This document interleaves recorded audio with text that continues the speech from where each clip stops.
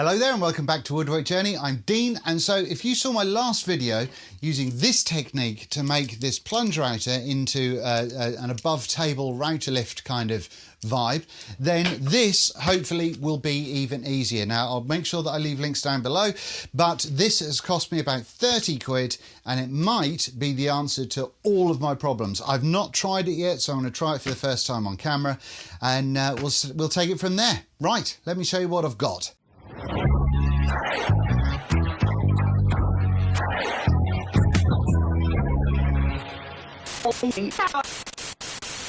So you may know that I got a Rutland's router recently. This is a 1/2 inch router. It was 90 quid, max price is 150, and it seems to be a bit of a beast. So this is what I'm using, and a 1/2 inch router I think is going to be safer than a 1/4 inch router because I've broken 1/4 inch bits. I haven't broken 1/2 inch bits. So anyway, I'll leave a link to that down below. No affiliation, used my own money. This is the base off of that router. And what I did was I measured the fact that the center to center of these holes was about 85 millimeters, okay, and that's center to center in both directions, so 85 millimeters, and that worked out rather nicely. The reason that worked out rather nicely, and I've not tried this, so I'm hoping it's going to work, is that this is an insert plate that I got off Amazon, like I said, about 30 quid, and I'm hoping this is going to be the answer to everything. The reason for that is if we take those inserts away, we've got this. This is going to be, instead of using this massive M10 bar, so instead of using a huge, massive, great Allen key on the top, I can use a much more manageable size, which would be lovely. We've got a bunch of spare parts, or a bunch of parts there, and things to put everything together with. We've got the Allen key that we need, and then we've got the router plate. Now I've not taken this out, so I don't know if it's going to fit. I'm doing this on video because why the heck not? Okay, so it's machined okay. I mean, it's nice and sort of shiny. It's got some dings and scratches and all that, but I know some people get very upset about these kind of things. I tend not to, purely because it's a tool for the workshop. So yeah, I don't care if it really remains shiny. It does have it's got a record on it, so I don't know whether that's going to annoy me enough to sort of grind that down or sand it down. But yeah, anyway, let's see if it's going to fit on my router. Right, I've moved the camera so I can see what I'm doing. I have got an extension in here at the moment. I'll leave a link to one of those down below as well. They're about 65 quid. But yeah, so let's see if we can use the screws that are incorporated in this package. I think it might, you know. I think it just might. Now, see this here? There is a larger hole, and that hole should...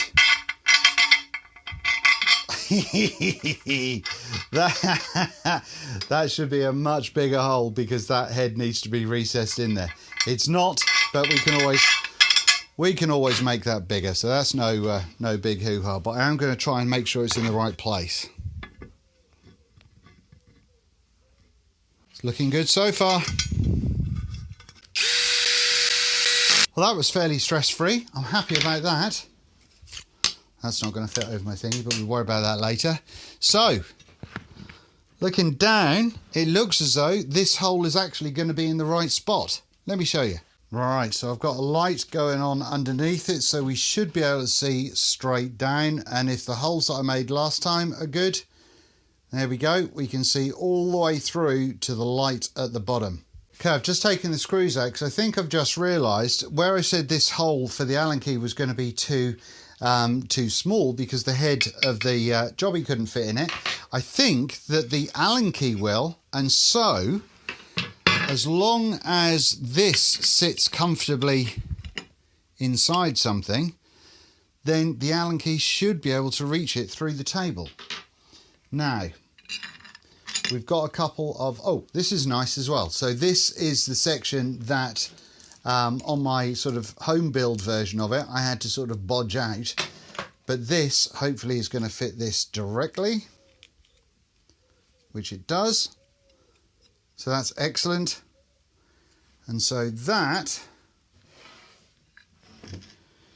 should, let's see if I need to put I think I'm going to need to put some kind of spacer in here, but we'll see. That goes in there, and that will go in there like that. Now, I'm fairly confident that this is still going to poke above the table. I mean, the other thing is I could just drill this hole out here so it just all fits. I'll bring the camera in and show you the issue that I'm having right here. So what I've got going on right here is this needs to sit below here because this plate sits flush against this. Okay, so there's no gap in between the plate and the thing. Now I could make a gap there, but then I'm going to have less depth coming under. Now this, if this head of this bolt, if I just move that out of the way for a second, if that head of that bolt goes straight through there, then it does go all the way down, but then that's a little bit too deep in there. I need it to be kind of flush with the base, really. So I've got to think of a way of spacing it that's not going to give it problems. Now, you get a couple of washers, but the problem with the washers is unmodified, they are going to be like that. So I think I am going to figure something out, and I'll be right back with a solution. The easiest solution obviously would be to drill out the plate to just fit this in it. That would make life a lot easier. I think I'm going to drill out this hole. Right, so at this point I've got the plate on a clamp and I've got another clamp holding it in, but I could centre it with this stepped drill bit. So all I've got to do is take this wide enough to get to where that plate is, which is the 14mm hole. I'm probably going to have to go on over, through both sides. I don't know if I'm going to have to do any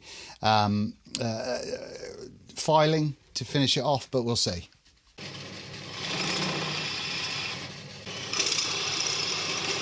Okay, I think once we get the other side through, no filing necessary. By the way, I haven't got the vacuum on at the moment because what I don't want to do is have this, have my vacuum suck up a load of aluminium filings unnecessarily. All right, what I'm going to do here, just to make sure that a washer, I might get a couple of washers in on this because these aren't overly thick, but to make sure they ride nice and solid, I might just file out a little bit of this just to help things along. What I'm aiming to do is just get this outer section to the same height as this inner section. Just realised that what you should probably do is ensure that this is all covered before you do any of this kind of filing stuff, purely because we don't want any of this aluminium getting in the motor. So I'm just going to have to give it a good solid blowing to get shot of it. Ooh, misses. Right, so that sits in there relatively flat now. Just going to have some spacing or strengthening on the inside of this. Okay, so 8mm drill bit in the drill. Got this little bit of wood chopped up.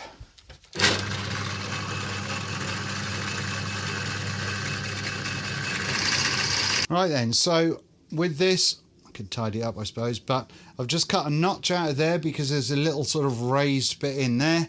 Got a nice big hole in the middle, and hopefully I'm hoping that that is just going to help support a washer that's going to go on the top of that. I've got a couple of washers here that'll do the trick.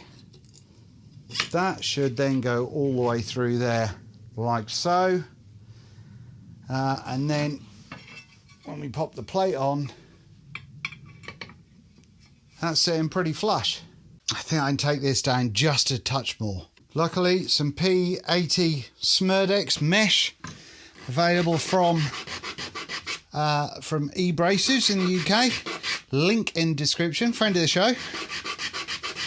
Make short work of being able to just make sure this gets in and fits nice and snug. I love this sandpaper so much.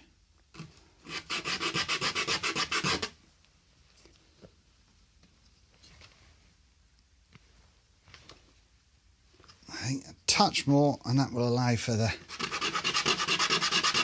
washer.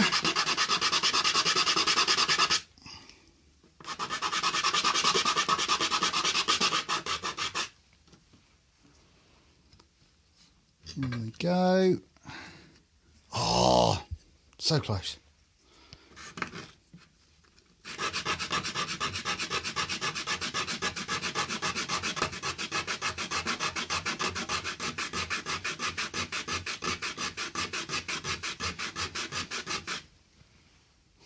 All I'm doing is adding this just as a bit of support for that washer anyway, so it doesn't just implode everywhere, you know. I think we can probably get away with just the one.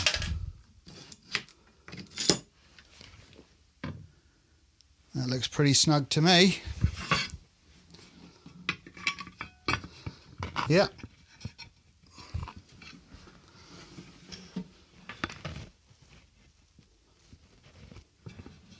Okay, let's get these here screws in.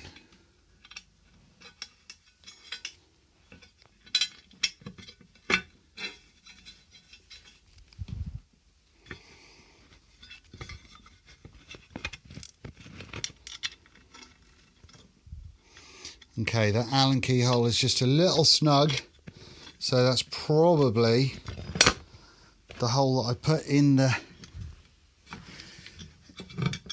wood.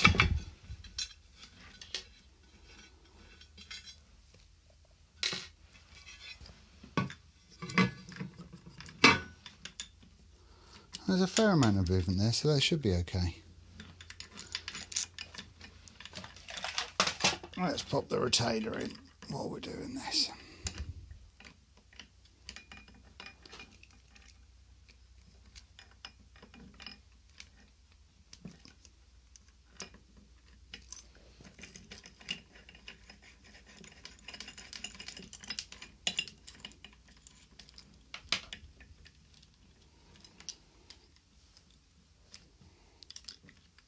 I know what I'm going to do.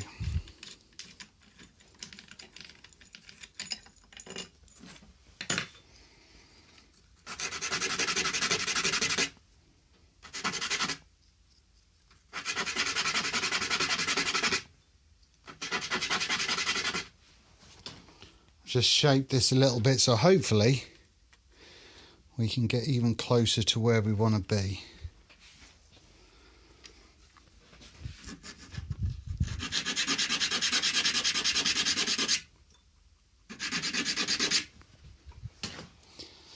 Right, let's see how we're getting on.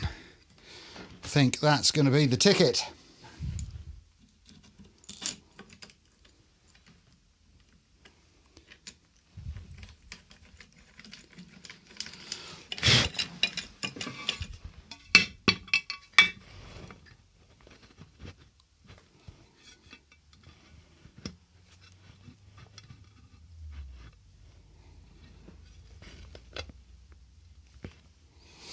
Yeah, that is a little bit close. I may have gone into it a little bit off centre. I don't know if it's going to work yet. We'll give it a go.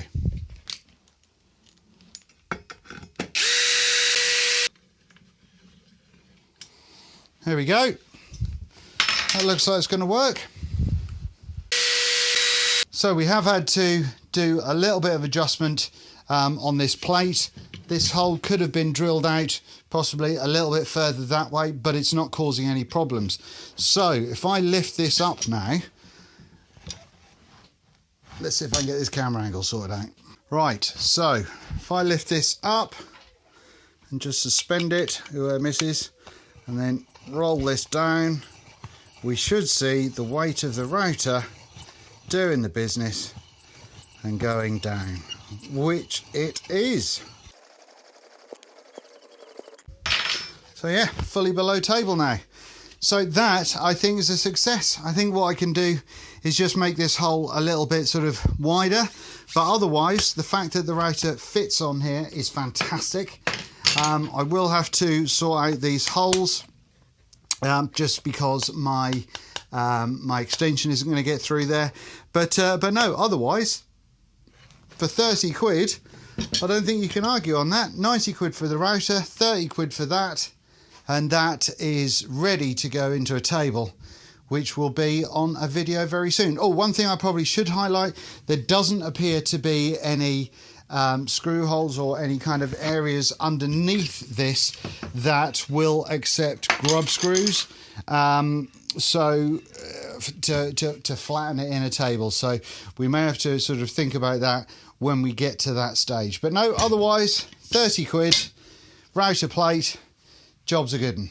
I think that worked out pretty well. Thanks very much, see you soon.